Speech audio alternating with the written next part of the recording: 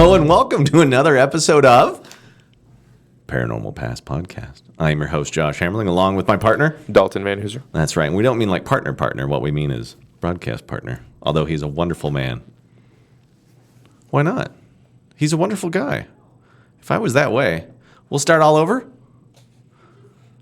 Hello and welcome to another episode of the Paranormal Podcast. I am your host, Josh Hammerling, along with Dalton Van Hooser. And we are here to cover what everybody likes the most, and that is the paranormal. And today's podcast will be about Bigfoot and the fun things. But before we get started, please follow us. Ring that bell. Make sure that you click all those buttons on your phone to make sure that you get all the latest updates about what we do, because without you, this show does not exist, and we need you and our producer to be happy, which she's generally smiling right now, so that's a good thing. So we're into it. How are you? Oh, good. How are you? It's been fantastic. It's been another week since we sat down and did this. Yes, I feel like I have a lot less dark news this week. That is good, because the last time there were, with the kid killing thing and the parents that were kind of nuts, and it was weird, and it scares you because some parents are real a-holes. Yes. Yeah, there were some terrible people last week. There were. Less terrible people. Not none. Less. Less. Absolutely. So let's start with news. What do you have for us today, Mr. Dalton? I have one that we both found. Oh, yes. Yes, this is from Science Alert. Mm-hmm. Scientists have just discovered that a jellyfish-like parasite doesn't have a mitochondrial genome, the first multicellular organism known to have this absence. Mm-hmm. What that basically means is that it doesn't breathe oxygen. In fact, it lives completely free from oxygen dependency, which, if you are a living, breathing organism, should astonish you. It should be, because it doesn't even sound like it's from this planet. I mean, if you've ever run anything that was probably alien, this thing sounds like it's it. Yes, and it basically nothing above single-celled organism. A single-celled organism is anaerobic in metabolism. Like it requires oxygen. As soon as you are multicellular, mm-hmm. it's oxygen that you need. And so this parasite, mm-hmm. supposedly, that attaches itself to salmon, a species of salmon, does not require the oxygen to survive. As we both read, it is rather benign in both humans and salmon, isn't it? It's yes. To get in there, but it's always weird to have a parasite inside of you. Yes, I mean, it's never good. I mean, nobody wants to eat parasites off of something, even if you know that it's not, going to kill you. Yes. But it is weird, which we discussed this mm-hmm. as well. It's weird that the one multicellular organism that we know of that does not require oxygen to live is essentially harmless to everything that it's on the planet. Yeah. Sounds like it'd mutate into some sort of horrible thing that would grow arms and start eating us all out of UFOs. It just sounds that way. Well, I mean, I'm not going to complain about that. I don't have any issue with that. Right. There's plenty of things out there trying to kill us right now that I'm just not too keen on. It's all right. It was related to jellyfish. Mm-hmm. It's an ancestor of jellyfish, which I think that one thing that they're trying to figure out is, did it evolve this form of metabolism by itself from the mm-hmm. get-go, or did it actually, essentially devolve back to like a single cell process of metabolism? And I think they're trying to determine that. I think their guess right now is that it actually evolved backwards instead of forwards in that way. Wow. Which is interesting, because then that means that it at one point did have the oxygen, which I don't know which is more profound, for it to have evolved that initially mm-hmm. in that direction, or for it to have evolved the opposite direction, where it's like, I guess I don't need this, so I'm just going to get rid of it. And obviously there's some evolution's a creepy thing, but oxygen not being needed, though, that's just, water is still required for it, which obviously it's living inside of fluids and whatnot, but not having the oxygen thing is just something right out of the movie Evolution. What was that movie? Evolution. Yes, Evolution with David Duchovny. It was a great movie. Yes. Orlando Bloom, so much all fun. of my favorites. Yeah. But that one hits us right in the old scares you feels. Yeah. And it's a lot of fun, because, just like the methane living organisms that we discussed the other day, that it opens up a ton of possibilities for extraterrestrial life. I know. Now you don't need oxygen. There could be stuff on the moon. There could be stuff anyway. There could be stuff in space, as long as there's enough heat to make sure it doesn't freeze. Yeah.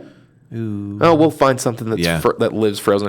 I mean, and then, because up to this point, the most resistant, at least to a lack of oxygen that we know of was a multicellular organism was tardigrades, Right.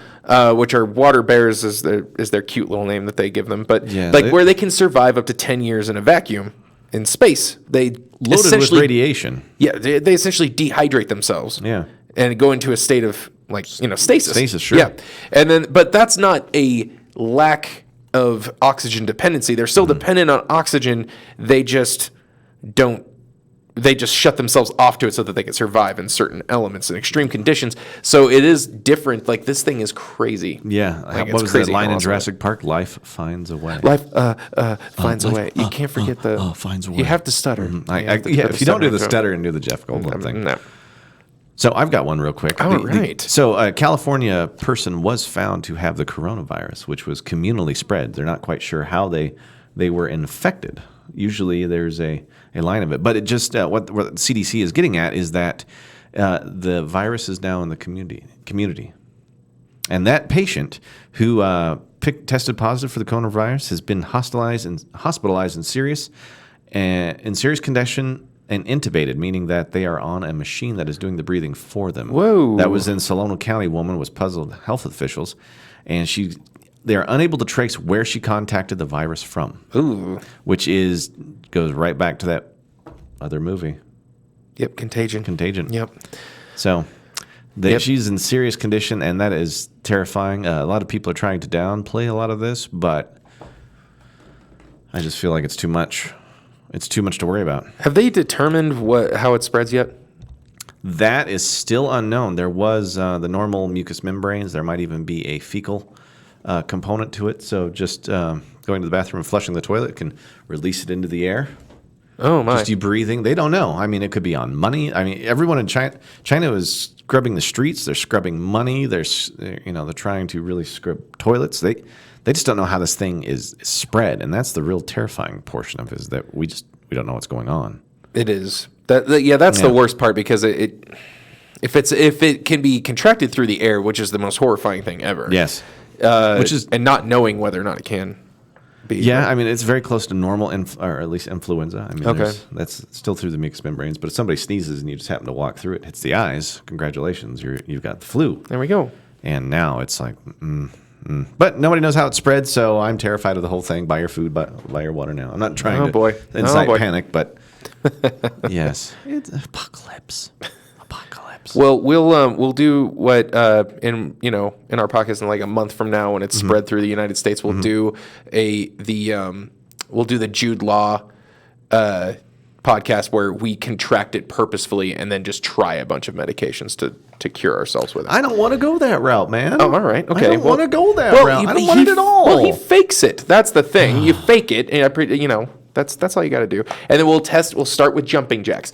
Does 100 jumping jacks cure you of it? Andromeda strain. Oh, yes. Andromeda strain. Did you ever watch that or read it? Oh, yeah, yes. Absolutely. So man, that movie was so crazy. Creepy the and book scary. was crazy. Eating through plastic. Yes, and it they found that it was like 6 different people survived it. Like it was almost 100% fatality the baby rate. That was crying. There's the baby that crying. The old man that had the heart issue or whatever. Caused him to breathe a lot. Yes, and so there was the constant respiratory. So hey, 100 jumping jacks might actually save you. You never know. This is a respiratory illness, so it really freaks me out. It's coughing. To be intubated means that you are you're being aided in breathing. So is that essentially the primary organ that's getting owned? The lungs, yes. The lungs? Apparently there was a case of reinfection where a woman was cured of it. Whoa. And they found that she was sick again in Japan. And they've had the first transmission to dogs. So man's best friend is also picking this up, which means that makes it so much scarier. Yes. Because number one, the dogs are going to get everywhere. Yes. Instantly. And if it's zoonotic, where it can go interspecies, yes, that's very, very, very frightening. Yes, it is, because anything and everything could, 2 species could known to be carrying it, and dogs are man's best friend. Yeah, and dogs love to lick and sniff you, and And then on top of it, it's resilient enough and persistent enough that it can reinfect a person that's already had it. Indeed. Because that's the thing about It may flu go into a season. latent dormancy. Yeah, because that's the thing about flu season. Your body develops the antibodies to beat the flu, so you beat it once, chances are you're not going to get it again that season. At least that strain, yeah. Yeah, like you're good probably for the next 6 months. Yep. And so like for you to be able to, that's worse because now you have to also consider all those people that have passed quarantine that Have been supposedly released right back into normal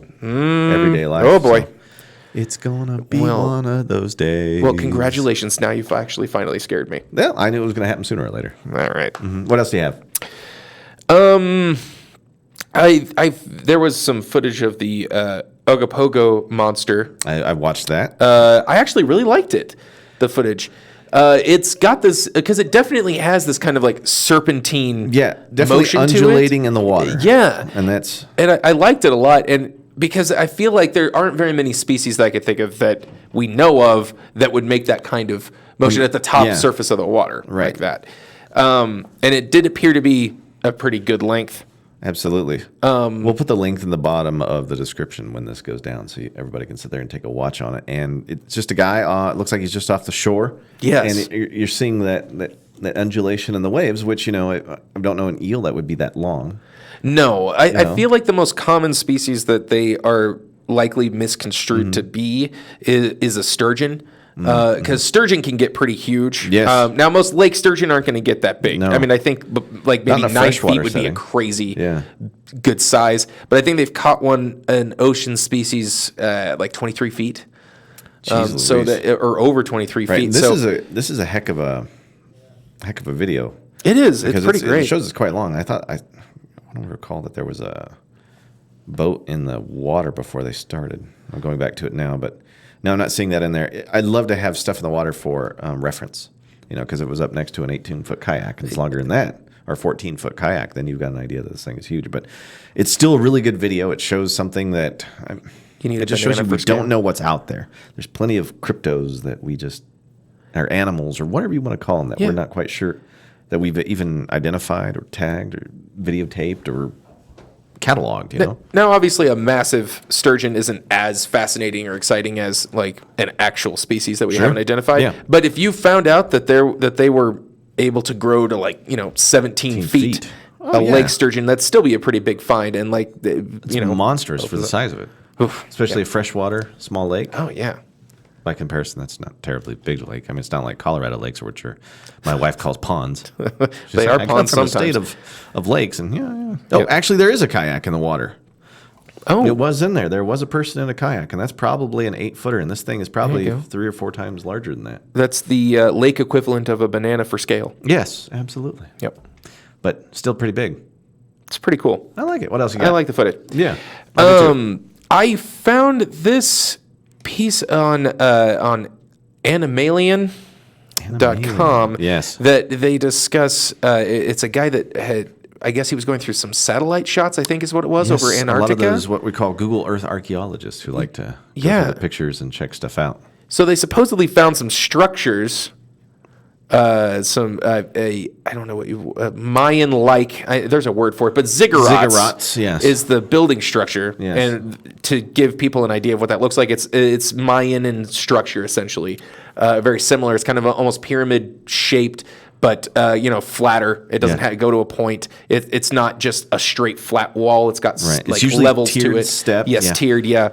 So it looks like there's 2 of those essentially. Mm-hmm. It's kind of hard to spot. Like it is one of those things where like if you're on Mars or if you're looking at a shot of Mars and you see the face, it's like, okay, well, it's obviously not a face. It's just something that you're seeing. I'm watching it. I'll admit I'm having a hard time seeing it.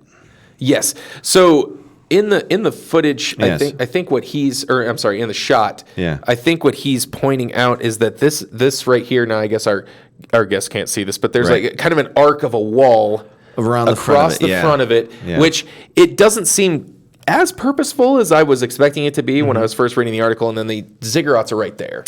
Because usually there's beautiful 90-degree angles, and I'm not seeing them. Now, it's not that I don't want it to be real, because I very much want there to be stuff in Antarctica, because it would it would prove that it hasn't always been covered in ice. Number one. Yep. Which we already know. Yep. Because there has been evidence that it was pre-ice a Yes. long time ago, and to have that there would mean that humans were actually on, or at least an intelligent species was on Antarctica. Now, just because it's been built doesn't mean that it's been made by humans. We don't know that. Yep. And I've been long under the inclination that if it only took 5 to 8 million years for us to evolve, what happened in the other billion years that the planet's been around? Yep. Who else has been here? Yep.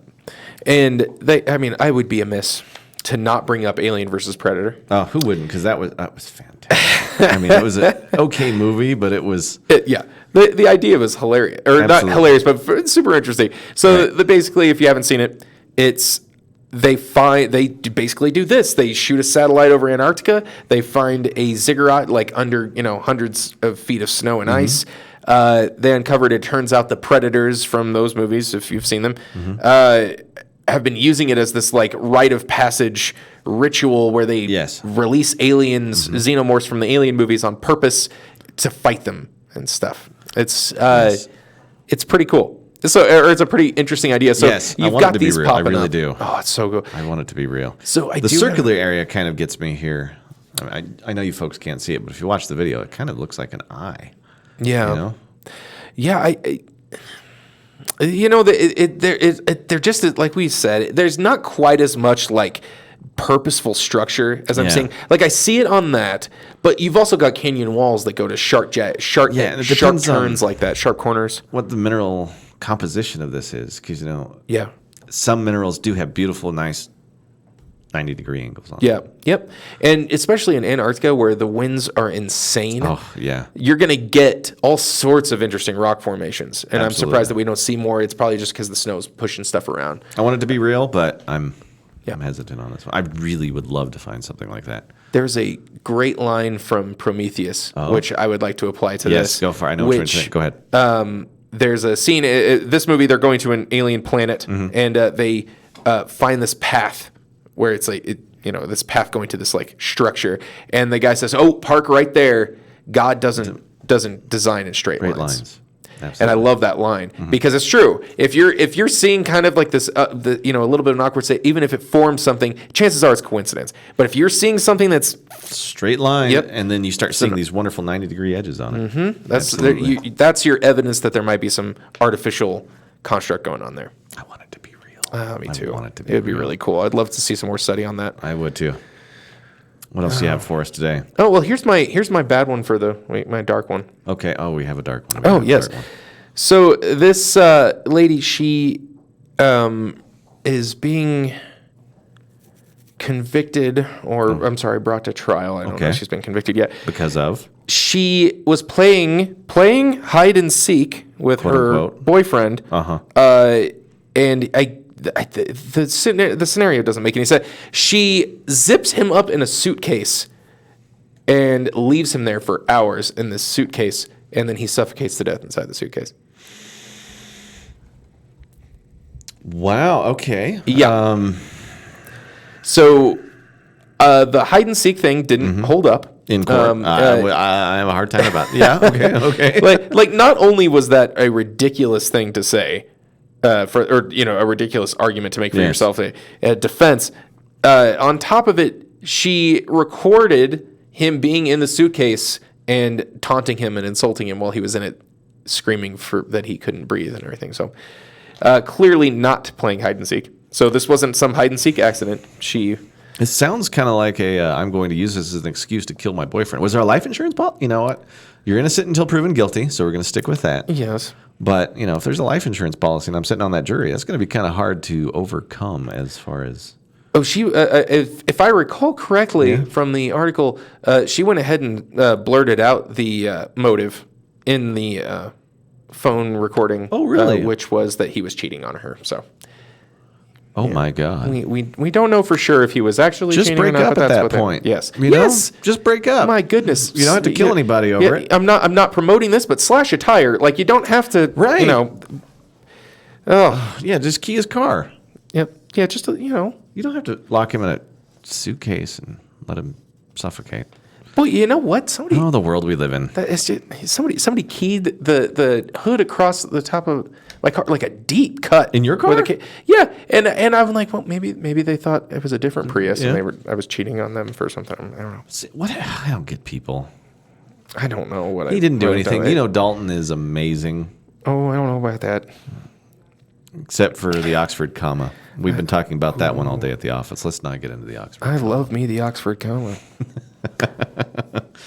So, archaeologists in Argentina found a sizable discovery in the form of 4 massive armadillo shells that once belonged to creatures that roamed the earth thousands of years ago. Even armadillos were giant. Due to severe drought in the country, they think they probably just ended up dying in the riverbed. But they had a couple of puzzling protrusions, had emerged in the mud when one of the farmers was out there and realized that they were large armadillo carapaces, if that's the word for it that we would use. But yeah. According to paleontologist Riccardo Bonini, who's overseeing the excavation, the study of the remarkables, found that the 4 glyptodont fossils. Forgive me, I'm not a paleontologist. We don't have PhDs in Latin. Yeah, right. These types of in which several individuals appear together and who died in the same circumstances, which we see that in a lot of other fossil records, which makes me curious as to how quick they died or why they died. But enormous. I mean, these would not be the size a regular armadillo say would fit on the table, about yay big. These are almost the size of the table that you can see in front of us, which I always love the idea of going back about giant animals surviving through the ages and stuff like that. Because even fossil or relic DNA could exist inside normal armadillos because of these guys. But I always love those sort of discoveries, big things, giant things. Oh, yeah, definitely. Giants of the world. And we wonder, obviously one of the big things is, why was everything so huge back then? And the reason that, we have limited sizes now. Yeah. One of the big things that they I think is a pretty big theory that stands true for most part is there was a much higher density of oxygen in the air, certainly, which allowed things to get bigger. And so as that slowly went out, because just foliage and forests were everywhere. Yeah, and plus the amount of most likely the amount of algae in oceans, the oxygen levels would have been so much higher. The Earth may have been a little bit cooler too. Yep. But water is known to be a greenhouse gas, and it is very good at trapping heat. So maybe the temperatures are warmer. Yep. Yeah, water is one of the top greenhouse gases out there. Yeah.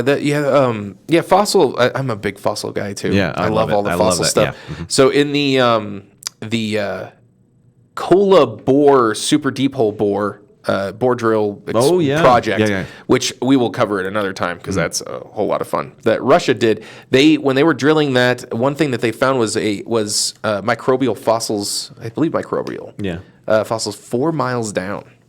4 miles. That puts them in beyond hundreds of millions of years. I think so. Yeah, that's pretty crazy. Sort of depths, because we get a lot of that fun here in Colorado with the mountain ranges because we get a lot of that coming up for us. Yeah. On the side of mountain ranges, but that's fractions of that. It just shows you how long life has been around on this planet. It's crazy. It is. What else do you have for me?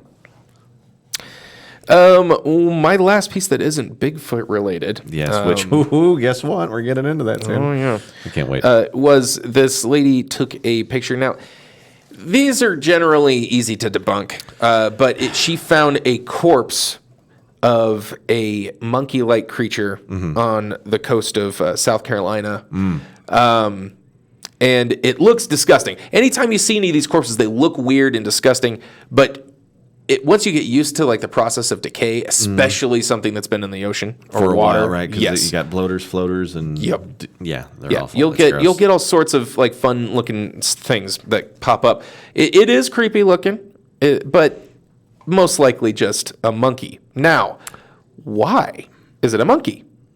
I think I have an idea, but I'm going to let you keep talking because wasn't there an island of monkeys? Yes, sir. Yes, sir. Off the coast of South Carolina, there is a place called Morgan Island, which its nickname is Monkey Island. Right. Now, where did all these monkeys come from? Because North America isn't a common place for monkeys. Right. It is known that the U.S. government tells you to stay away from this island at all costs. Yes. Because I understand it, that this is the island where monkeys used in lab experiments, even by the CDC, are put when they're done, or when they're done using those poor animals. So they just drop them off on the island. Yes.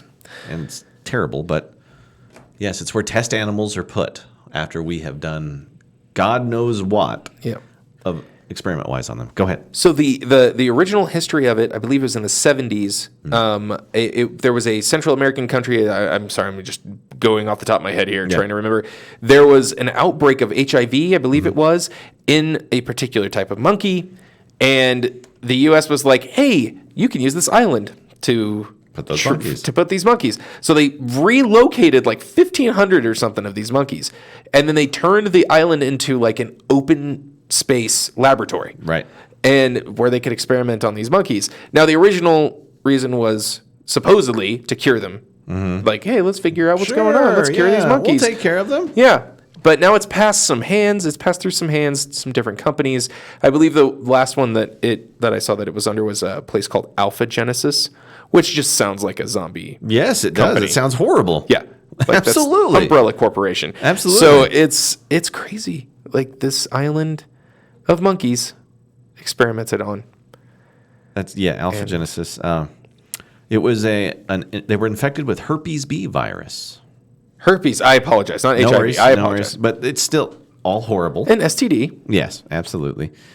And and it scared a bunch of people in Puerto Rico. So it was Alpha Genesis, based research company, leased out a major portion of the Morgan Island for the monkeys, so they could just drop them off. Yep. And they're just still hanging out there, and nobody's allowed to go there. Continues. Yep. So who knows what they've been working on. That's super cool. So now you said that we would be trying to do some, on location type things. Do you think we could try to infiltrate that island at some point? Let's bring it up at the next budget meeting. Okay. And we'll see if we can't get a boat out there and see if they'll fly us out. We'll wear the producer wants to hazmat go suits with us. with steel mesh. She's going to have a good time. Caitlin will enjoy her time out there. It's going to be a good time. She said she can't wait to go. It's going to be great. Any other news that you have for us today? The last one, which I don't know if we're able to attach some audio for this, but it was a recording, so-called recording of a Bigfoot howl. Which we've heard. Yes, and before. It's not quite like that. Yeah, our producer did some Chewbacca, and almost like and I listened to it. It is haunting. Yes, I've heard a lot of those recordings where you're like, what the devil is that? It's some creepy stuff. And in this particular video, it would be so much creepier if it actually stopped. But in this particular video, it's howling. It's howling. Yeah. And it's a family that's out camping or something. Yeah. And it's doing it, just like regular intervals of every 10 seconds. And then their baby cries really loud and it stops. Oh. And it's really creepy for a second, but then it goes back to howling again. But if it had just stopped and then all you hear is rustling, that'd be some pretty freaky stuff. That would terrify the crap out of me. Me too. Because I don't think there's anything in this world you can keep on you besides pepper spray that would affect it. Yeah. And I mean, like, even if you're talking just a good sized wolf, or wolf pack, like, I don't want to deal with that either. No, good Lord, no. No, heck no. That's the most likely explanation, is that it's just some unique acoustics of a wolf howl. Could be going through the forest. Well, that was good. I love the paranormal news for this week. Oh, we had some good stuff. Yeah, it was and a only good week. One murder. All right, it's a record. We're making some progress. I mean, we've only got 70 or 80,000 people infected roughly with the coronavirus, and one death from not that, but hey, we've got oxygenless multicellular organisms. We do it all here. It's good stuff. Absolutely. Which that leads us into today's subject, which is one near and dear to my heart. For those of you who do not know what Bigfoot is, which is what today's show is about, imagine it as a very large, upright walking, ape-like creature that dwells in the wildernesses around the planet. It is just not something kept to North America. It's been spotted in Russia. It's been spotted in even the coastal islands of Southeast Asia. There are, it varies in size, but it is something that happens all over the planet. Now, I haven't heard of too many African sightings, but there are plenty of other primates in Africa that are there that probably haven't been discovered. I mean, even to give you an idea of whether this thing exists or not, the lowland gorilla wasn't discovered until the 70s or 80s? Yeah. So, or the mountain gorilla, I can't remember which one it was. But the gorilla was just considered a thing of legend until it was actually discovered to be a real thing. So to say that we can't, like something like that can exist is just not accurate, especially if it is in any way intelligent or even close to intelligent like us, because if it is related to man. But, imagine that these are large 9 to 10 feet creatures with large feet, usually leave behind tracks in the snow. It's where it gets the word Bigfoot from. Imagine that. Right. There is some speculation out there that they have a tendency to turn trees upside down to mark their territory. Can howl at night. Some people actually try to hunt them down by howling, as you mentioned before, stick knocking and stuff like that. So we are into Bigfoot, and away we go. Yes. So anything on Bigfoot that you have to share with us? I've got a couple things. There was this one thing that this lady recorded a few years ago called Melba S. Ketchum was her name. Ketchum. Yes, sir. And she claimed to have DNA proof of Bigfoot. Oh? Yes. Oh? She had accumulated some hairs, which she refuses to release how she came about them. Yes, they never do. But in general, her statement was that they were collected by many individuals across the United States, these hairs that she had. I see. And supposedly the DNA was a human woman. It had, in the genome, it had a human woman, it had Bigfoot, and an unknown species in it. Oh my, okay. And now I don't know how, that's what they're claiming, is that about 15,000 years ago, there was some interspecies mingling. Yes, that happened. And there are plenty of human ancestors that just aren't quite the same as us. So it's true. Can it happen? We have Neanderthal DNA, I think. That has We made think a way we to do, us. yeah. So the idea that there's a little bit of brown chicken, brown cow going on with that may be real. Yes. Now I don't know interspecies limitations as far as like a proper reproduction. I don't know how close you have to be, but Neanderthal apparently was close enough that we didn't have any issues there, or significant enough issues that it stopped an evolutionary pattern in that direction. So they weren't different enough, according to this. Sure. Now, she did supposedly submit this for peer review and everything. Now, obviously, it was debunked to no end. Oh, yes. Right. And torn apart. The biggest thing was her not willing to release her sources. Yeah, because... And then obviously the chances of contamination is just astronomical. Like the likelihood of it not being not a contaminated piece of evidence is just very, you very touching it would put your DNA on it. Yes. So you're telling us that these hunters and farmers that went out there that supposedly collected this hair didn't that they collected that in the right. And just being out in nature, it's going to be contaminated anyway, regardless. Right. You just can't prove it. I mean, if you're finding just plots of hair, how do you prove it came from any animal? And how do you prove that's Bigfoot DNA? I don't know. It doesn't make any sense. Where's your basis for that? Because you're saying that there's non-human DNA in it, yes, and Bigfoot DNA, right? Which just shows that the entire sample was contaminated. Yeah. I mean, you couldn't have all of those in a single It doesn't make any sense. It would follow a specific genome, and it would show itself. It would be very specific. Yeah, it doesn't make any sense, and which is unfortunate because you read the article and you're really excited at that title. Yeah, because you want it to be real. Yeah, right. But nope, unfortunately not. Because the idea of Bigfoot goes back to even lore long before American, or at least Europeans, made their way to the New World.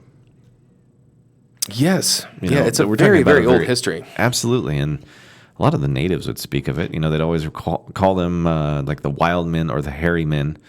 It depends on... they have a tendency to concentrate in the northwest coast, which has abundant food. I mean, it was called the breadbasket of North America because, native groups lived off of it, season after season, year after year. And the idea that they'd concentrate up there doesn't surprise me, because there'd be enough to eat. Because one of the biggest knocks against whether Bigfoot really exists or not is what are they eating and where are they going? There's not enough food. There's not enough proteins. There's not enough general food for them to find. But in the Northwest coast, it'd certainly be the case. Some pretty thick ecosystems up there. Absolutely. Fish, berry, food, tubers, lentils, you name it. They'd be able to eat all that. I don't even know. Anyway.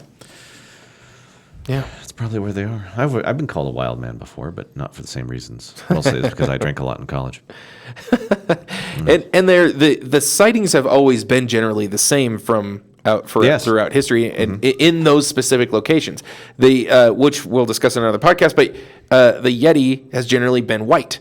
Yes. It's matched its environment for the color. snow. Absolutely. And then the North American Bigfoot, Sasquatch, has been brown. It's been a shade of brown consistently. With a very significant smell to it, as though it's got some serious musk. Yes. That's associated with Skunk-like it. Like the skunk ape. Because in Louisiana, they refer to it as the skunk ape because of the smell associated with it. But yes, you're making a very solid point that they have a tendency to match their environment color-wise. Go ahead. Now, the skeptic is going to say, well, the initial reports were, we have colonists coming through and like crossing the United States. They're connecting with these Native American cultures. They're going to hear about this brown thing. They're going to see a brown thing. It's not going to change. They're not going to suddenly see a blue thing. It's not going to suddenly change color. They're going to be like, oh, yes, I saw it too. And it was this, this, and this. And it matches the exact description. That's something that was explained to them. So you, as a skeptic, you can say that is a cultural progression through history of storytelling. Absolutely. I have a tendency to think that Bigfoot is rather intelligent because as an anthropologist, I always I always think along the lines that this is just an unrecognized North American primate. Yeah. Which makes sense. Yeah. Because Bigfoot, there's usually associated this cryptozoological or mythical title to it. Bigfoot can't be real, but primates can very much be real, and they are real. Yes. And I've been looking for a long time. And the only thing I ever saw personally is when I was in a portion of Colorado. It was a foggy morning. It looked like something really large. I thought it was just a brown bear in front of me, like pretty far away. I'd say 8 or 9 feet, maybe more, because it was rather foggy. But it looked like a brown bear, and I was like, "Oh crap! I've got a brown bear in front of me." I was moving for my pepper spray, which I carried with me quite a bit. And instead of just turning and running like a brown bear does, because I've seen a lot of brown bear, I've dealt with a lot of brown bear, and it's what's commonly referred to as the mistaken animal for Bigfoot. Absolutely, it is I could see it because it comes in all kinds of different colors. I've seen blonde, I've seen a red, I've seen black bear. They're all the same species. It's just they have a varying color pattern to them. But instead of doing the normal spin and run that a quadruped does, this thing went from what I could only assume was kneeling to standing up and looking like it was 9 feet tall, and then just whooshly walked away, just and near silent. I didn't hear a thing. Yeah. That was the creepiest part about it, is that it was either it was either a hallucination on my part, or something stood up that was 9 feet tall and walked away from me, and that was it. I mean, I had nothing else. I didn't try to follow it. I stopped, and I was terrified. What was the distance? About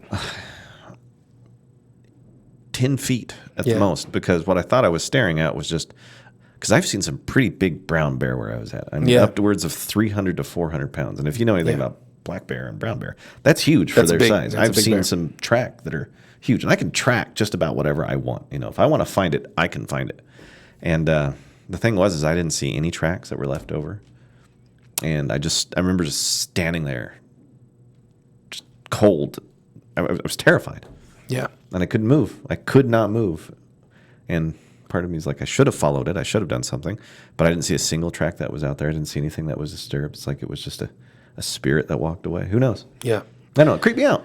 And then you wonder in those situations, because that is most scenarios. They very, very, very few instances in which somebody reports aggression from one of them. I've never heard it. And if they are aggressive, they kill you and you disappear, right? Yeah, apparently. I mean, they wouldn't bring you back. No. But I don't think they're mean, but keep going. So it's common, like a point of contention. Why is their behavior so mysterious? Why is their behavior so isolated, based, that you never see them in groups? They're always by themselves. Individuals. Yep. Yeah. Now, that's not uncommon in nature for something to live its life almost entirely alone, and they only come together for a reproductive season. And then they spend the rest of the time alone. Because they're a monoestrous species, most likely. Yeah. And so a lot, I'd be curious to know in detail how well their behavior lines up with survival instincts of a lot of other species as they've become used to contact with humans or witnessing contact with humans. So if they have some level of intelligence and sentience, their behavior may have adapted in a very similar fashion of we avoid these things, but they just take it to a little bit of a higher level. So if you're imagining what I'm picturing, what it was like if you've seen Dances with the Wolves, where it takes it to that extreme of just Americans going across the United States and just wiping out every species they come across. They're like, sweet, bison, let's eat all of them until they're extinct, which we almost did. We almost wiped out buffaloes.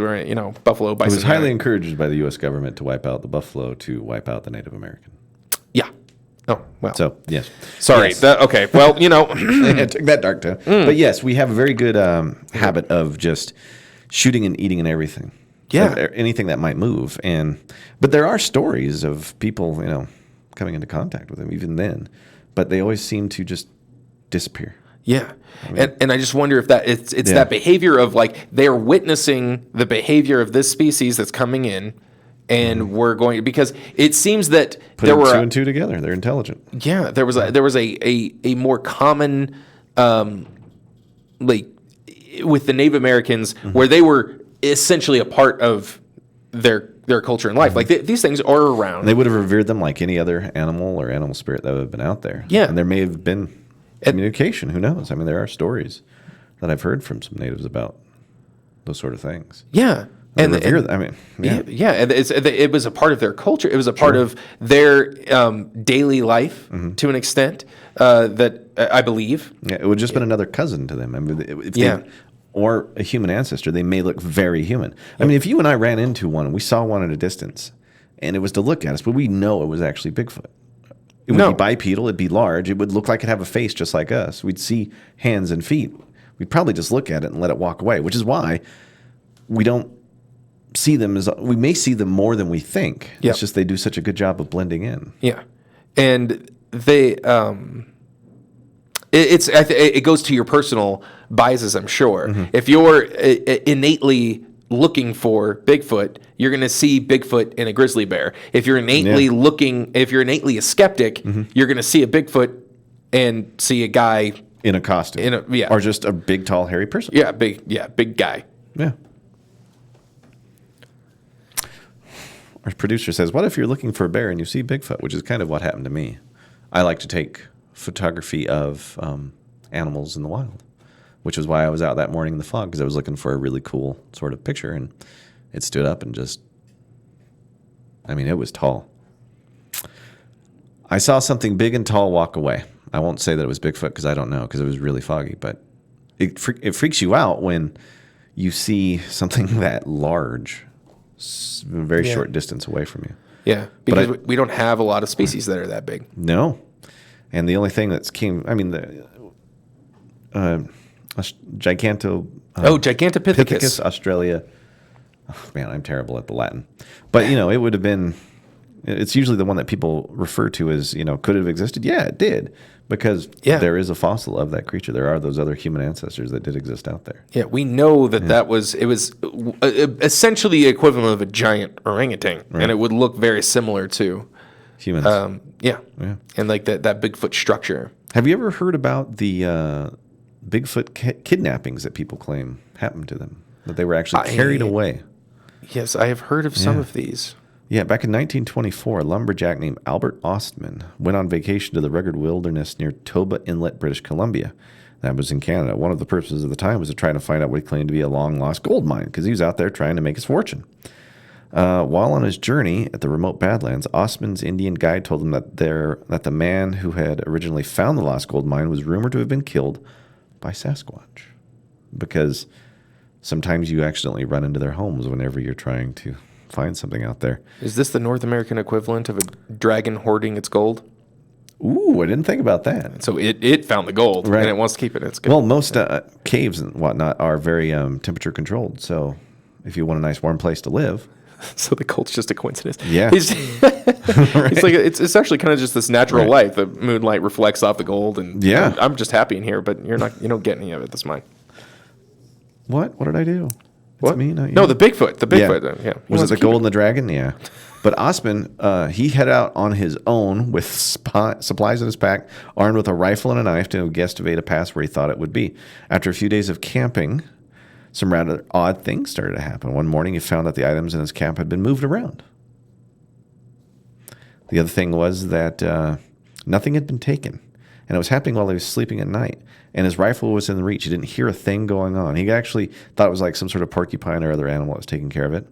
But sooner or later during the nights, a lot of his food came up missing. A half pound of flour, prunes, the food that he had brought with him had been eaten. And on the fourth night, he went to bed fully clothed and woke up to being carried by a large, hairy person and running through the forest while this thing has him over his shoulder and running with ease through the wilderness.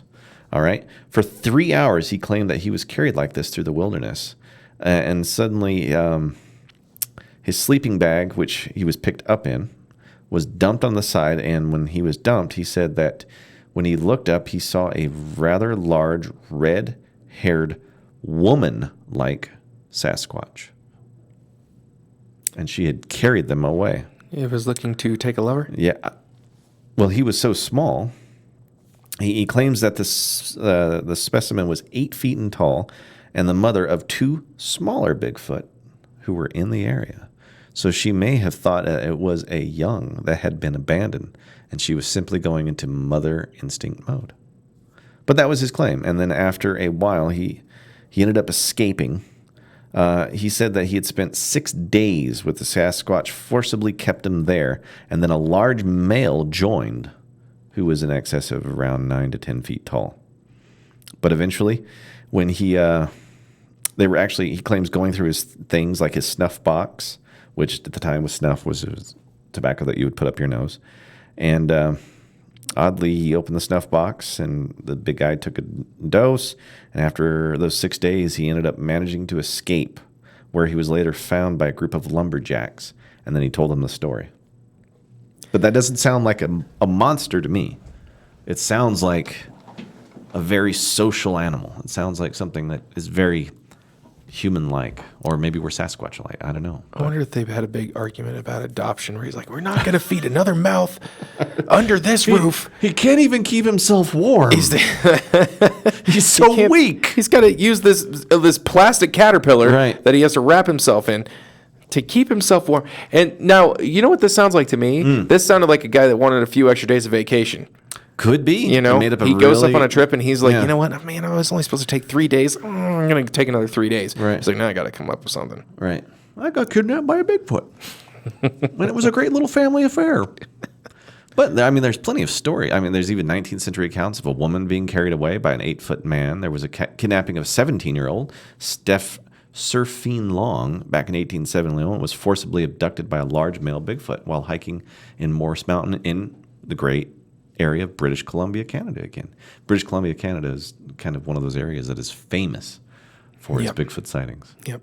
But that's a big one. It doesn't sound like a beast to me. It sounds like a very intelligent creature, if they do exist. Yes. Again, what really bugs me about it all is there's a lack of remains or a fossil record. And we're being shared some valuable information right now on our screen. And I can't read that. It's very much a Goodwill Hunting algebra type situation. I'm not sure. But if our producer could write that down on a piece of paper and actually show us or tell us what it says from her side, please do.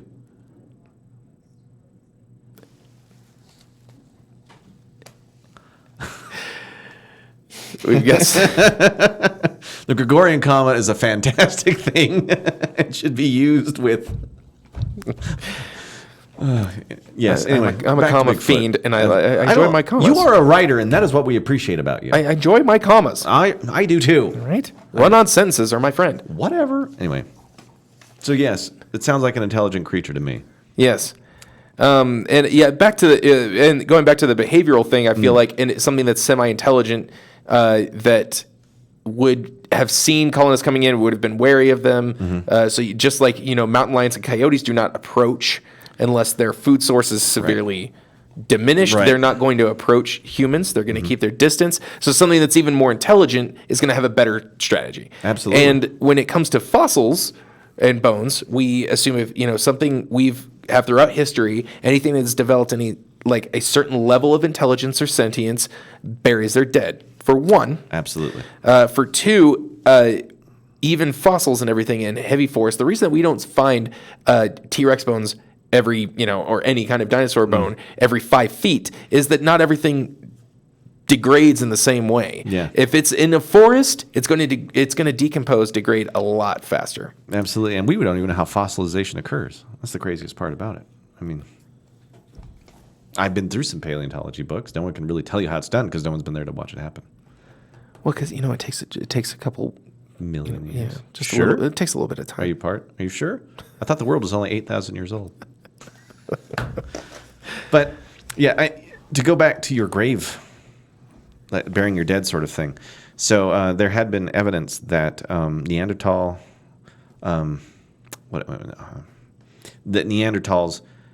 did put grave goods in graves with their dead. So not only were they burying their dead, there's also this idea that they may have thought about an existence beyond this world, which, as far as I'm aware, we're the only creatures on the planet that think of something beyond our life. Yes, even though we have proof of a lot of species mourning their dead, we're the only ones that seem to have any inclination that there might be something. Yeah. Even when Coco the gorilla, the one that learned sign language, rather intelligent, she's still alive.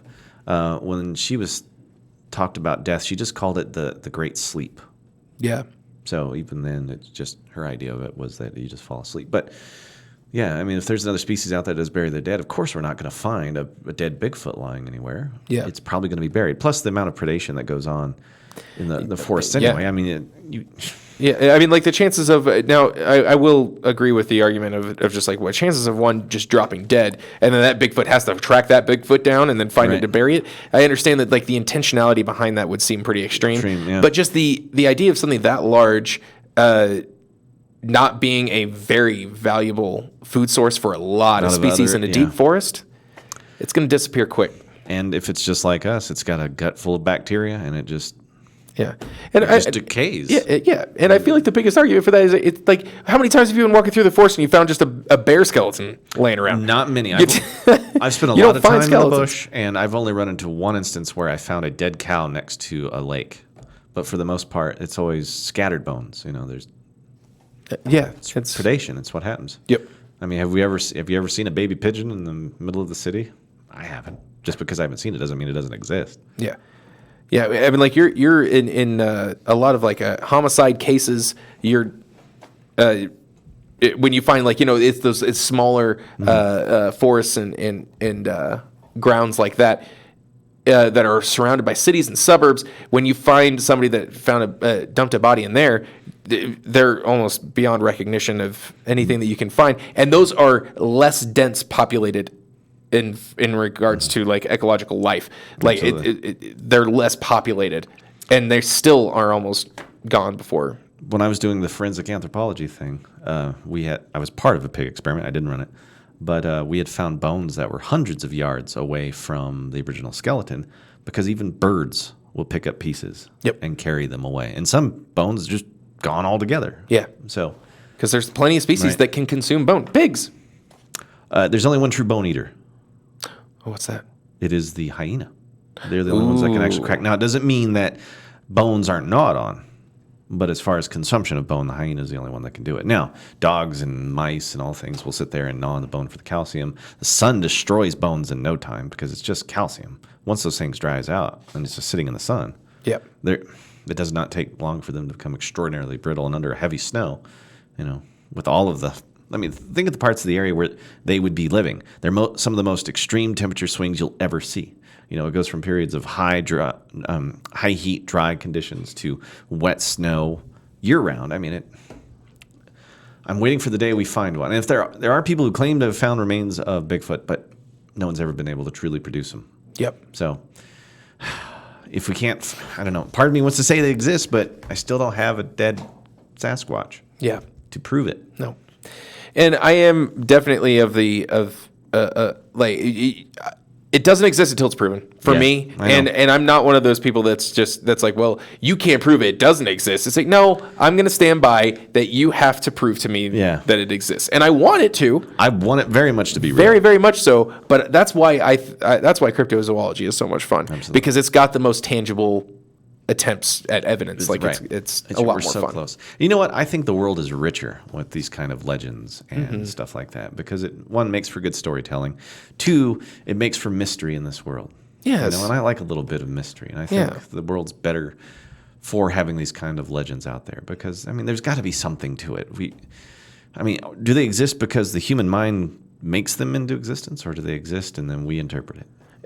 Is it bears attempting to live a bipedal life? I don't know. Hey, that'd be fun. It would be. But, until you and I can actually get out there and start getting video evidence or physical evidence, then it's just not real. Yeah.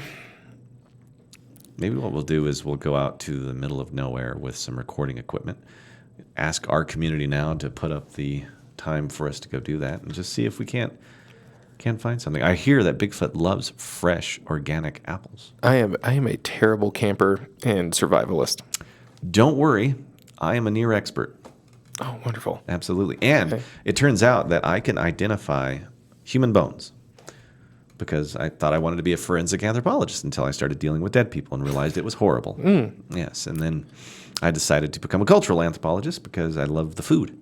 Ooh, there you go. Fun. There you go. But, I had my fill of that. That is for other people. So if we go out there, I will be able to tell you whether it's human or not. I won't be able to tell you what animal it is, but I know another guy that can do that for us. But we should go out there. Yeah, One more thing you want to drop on us before we take off? Bigfoot movies. Here we go. I've got to drop the movies on here. How much time do we have left? All right.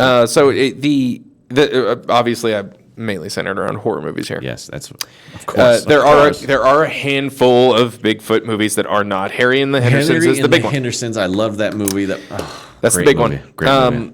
The Legend of Boggy Creek, also not technically a horror movie. It's a horror docudrama, kind of from like the 1970s. Yes, that's a classic. A lot of people watch. Willow Creek. This is the one that is a found footage movie directed by Bobcat Goldthwait of Police Academy fame. You're kidding. He's the guy who talks like this. What was it called again? Yep. Willow Creek? Willow Creek. Now, that's not how he talks in real life, but that is generally how people perceive him. Yes, and it was a legit horror movie. It wasn't like a horror comedy or anything. Look at that. It looks amazing. It's not bad. Yeah. For found footage, it's not bad. Yeah. There's another one called Exists, which is another found footage movie. Yes. Which acting may not be quite as good, directing may not be quite as good, but I thought it was a lot more fun than Willow Creek because you get a lot more Bigfoot action. I like it. Exists is pretty fun. Primal Rage. Now, if you're familiar with the video game, it's not about fighting dinosaurs. Okay, I thought that was a great video game. Combo Breaker. I love that video game. Yeah. Primal Rage has got some great practical effects work in it. All right. Some pretty... it's some of the best I've ever seen for a Bigfoot movie. Almost the rest of it is not so good, though. But not bad. The story isn't lacking. But yeah, pretty fun. Abominable. Now, I don't like the title of that one because it's about Bigfoot, but it's using abominable, which not the same. It's not the same. Was that a cartoon? Or was that the one this was a movie. Oh, yes, there was a cartoon. You're right. There was a DreamWorks. One of those. Yeah. That made one last year that was a kids movie, and that one's pretty cute. Yeah. Yeah. But no, not that. This is like this one. I think was in 2006. It's got kind of an 80s schlock feel to it. Love it. So it's got some decent effects. The rest of it's kind campy of movie sort of thing. Yeah. Now this last one's pretty interesting. It's not a horror movie. It's called Letters from the Big Man. And it's more of like an introspective character piece. Yeah. That's got kind of a moral center of like, of environmental preservation. But it's about a woman that basically finds one and kind of befriends it slowly over time. Really? That'd be kind of fun. Yeah, it's an interesting movie. There's another movie coming out this year called Bigfoot, just straight up called Bigfoot. That's a horror movie. It looks pretty bad though. Yeah. So I wouldn't recommend it. Now, last little tidbit here. If you're a fan of Futurama, there is a fantastic Bigfoot episode of Futurama. I remember that one. It's very good. Check that one out. Yes, I don't remember the season or the episode, but it shouldn't be hard to look up Futurama Bigfoot. It'll come right up. That's a great episode.